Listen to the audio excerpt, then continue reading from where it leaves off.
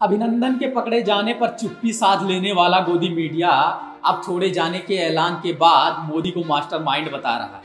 जो दिन भर बीजेपी का बूथ मजबूत करने में लगे थे, उनका पायलट प्रोजेक्ट बता रहा है। खैर, मोदी ने कुछ किया हो या नहीं, मगर अभिनंदन छूट रहे हैं।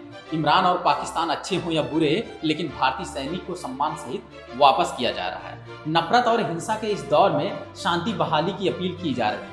सरहद के इस पार और उस पार दोनों तरफ लोग अमन और शांति के लिए कैंपेन कर रहे हैं। फिर भी मीडिया इस काम में बाधा डाल रहा है, दोनों तरफ जमकर आग लगा रहा है। अब गांधी के इस देश में शांति की बात करना अपराध हो गया है। बुद्ध के इस देश में युद्ध की बात करना अनिवार्य हो गया है। बाबा साहब अम्बेडकर के इस देश में सामाजिक न्याय की बात करना तो अप्रासंगिक हो गया है, क्योंकि मीडिया को शायद गोडसे के लोग चला रहे हैं। मारो काटो मिटा दो का शोर मचा रहे हैं।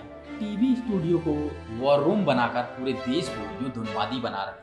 इस एंकर की नौटंकी तो देखो, मुंह से आग उगलकर पाकिस्तान को मिटा रहा है, साथ में आए वक्ता से भी जहर उगलवा रहा है।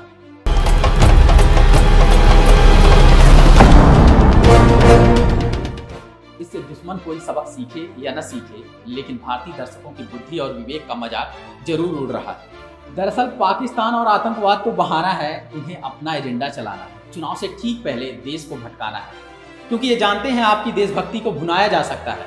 पड़ोसी मुल्क को ललकार कर आपका खून खौलाया जा सकता है।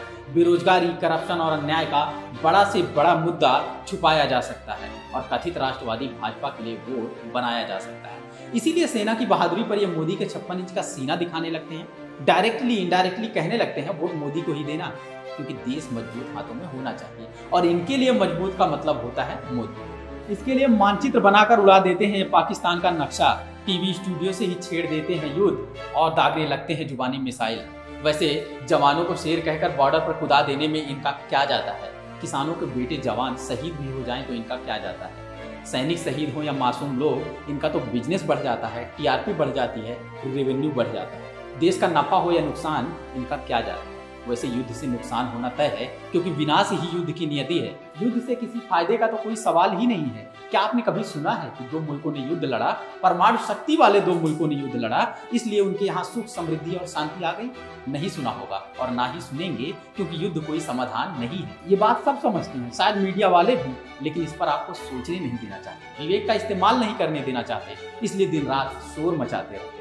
नहीं तो जिस दिन शांत मन से दर्शक सोचने लगेगा, उस दिन से भड़काऊ चैनल देखना छोड़ देगा, ये टीवी चैनल देखना छोड़ देगा।